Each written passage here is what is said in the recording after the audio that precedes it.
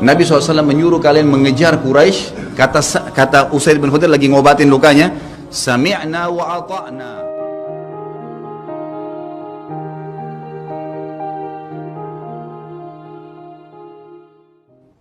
Julaibib radhiyallahu anhu, sahabat Nabi itu, saking kecilnya badannya itu sampai diangkat oleh Nabi SAW dengan satu telapak tangan karena kecilnya badannya. Tapi di perang ya Uhud dia bisa membunuh 7 orang kafir. Tidak ada hubungannya dengan kecil badannya, tapi ruhnya kuat, besar.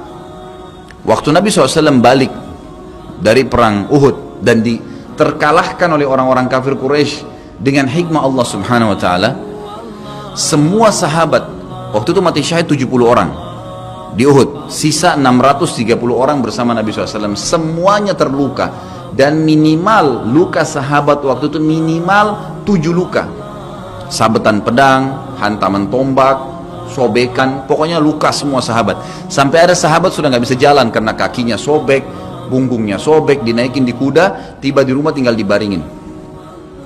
Lihat bagaimana para sahabat mengetahui bagaimana hubungannya dengan Allah Subhanahu Wa Taala dengan ilmu yang sudah tertanam yang Nabi SAW tanamkan dalam hati mereka, bisa mengubah segala sesuatu. Subhanallah, tiba pulang menjelang maghrib ke kota Madinah. Istirahatlah para sahabat ini, mereka lagi obatin obat luka mereka.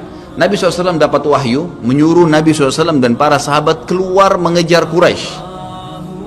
Quraisy ini jumlahnya waktu itu ya 1000 orang, maaf 3000 orang pasukan Quraisy, yang terbunuh cuma sekian belas saja mereka. Dan mereka sudah merasa bangga dan pulang ke kota Madinah, pulang meninggalkan Madinah, karena Uhud itu dekat Madinah. Kemudian mereka bangga dengan itu.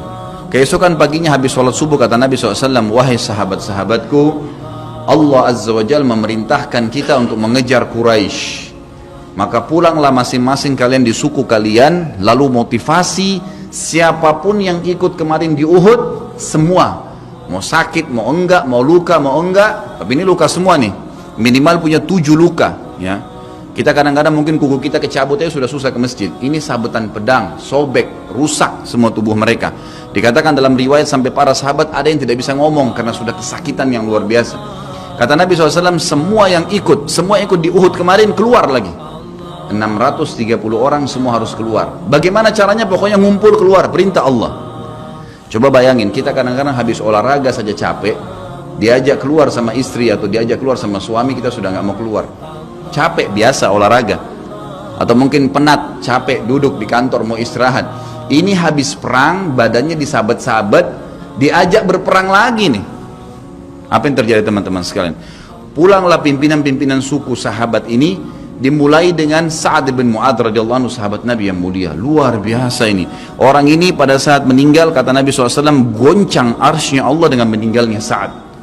Saat pulang ke kaumnya lalu berkata, wahai kaumku, sesungguhnya Nabi SAW menyuruh kalian untuk kembali menyerang Quraisy.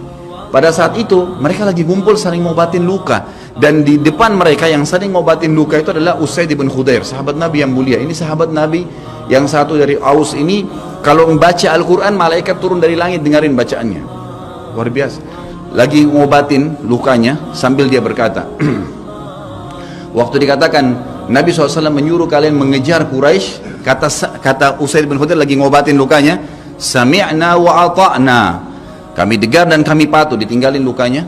Lalu seluruh suku itu saling ngopang satu sama yang lain, mendatangi masjid Nabi SAW untuk ikut berperang lagi.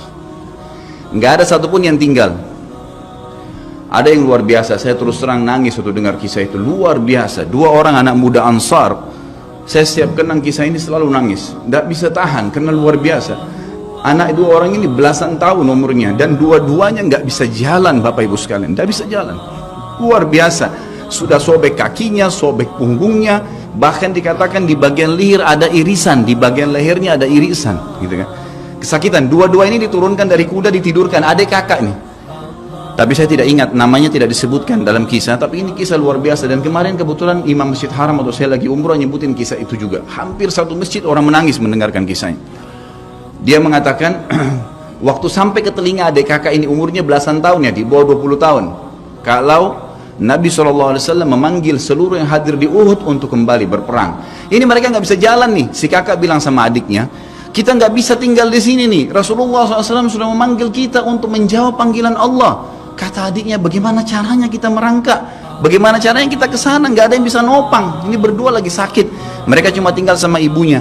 Lalu berkata si kakak, sekali saya seret kamu, sekali kamu seret saya. Mereka saling seret satu sama yang lain, Bapak Ibu sekalian, sampai di hadapan masjid Nabi SAW. Lihat bagaimana iman mereka kepada Allah Subhanahu Wa Taala, luar biasa. Gitu ya. Dan ini tidak bisa kecuali kalau dipaksakan. Kalau tidak dipaksakan nggak bisa. Semoga Allah SWT jadikan kita orang yang selalu memaksakan diri untuk ibadah. Karena kalau tidak, kita nggak paksakan, kita akan mati dalam keadaan konyol dan menyesal. Karena tingkatan-tingkatan di surga akan hilang. Percuma. Gitu. Baik, saya bacakan. Pasal kedua. Adab terhadap Allah Subhanahu Wa Taala. Seorang muslim hendaknya melihat segala sesuatu yang telah diberikan Allah kepadanya dengan tiada terhingga, yakni berupa kenikmatan yang tak terhitung. Terlindungnya dia pada saat menempel di dalam rahim ibunya ketika berupa nutfah atau air mani, menentukan perjalanan hidupnya hingga hari bertemu dengan Rabbnya Allah Azza wa Jal. Hendaknya ia bersyukur kepada Allah atas nikmat itu dengan lisannya, yakni memuji dan menyanjung Allah secara semestinya. Juga bersyukur kepada Allah dengan anggota badan, dengan cara menggunakannya di dalam ketaatan kepada Allah Subhanahu Wa Taala. Karena mengingkari nikmat, tidak mengakui kelebihan yang diberikan Allah, mengingkarinya beserta kebaikannya, bukanlah termasuk adab kepada Allah. Sebagaimana Allah berfirman dalam surah An-Nahl ayat 53, A'udzubillahi minasyaitonirrajim. Wa ma bikum min ni'matin faminallah. Dan apa saja nikmat yang ada padamu, maka itu dari Allah datangnya. Dalam surah An-Nahl ayat 18 Allah berfirman, A'udzubillahi minasyaitonirrajim, wa in ta'uddu ni'matallahi la tuhsuha.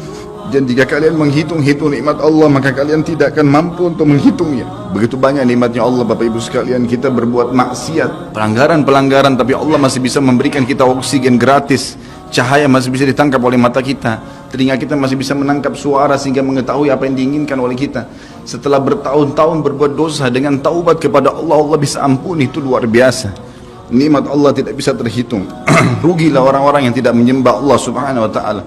Dan kalau seandainya, kata Ibnu Taimiyah rahimahullah, orang-orang yang bermaksiat kepada Allah itu tahu bagaimana nikmatnya keimanan yang ada dalam hati kami ini, sehingga kami bisa menangis dan kami bisa merasakan dekatnya dengan Allah, bahkan merindukan surga dan selalu merasa diri jauh dari neraka, maka niscaya mereka akan membelah dada-dada kami dan mengambil keimanan itu, karena mereka tidak akan pernah merasakannya.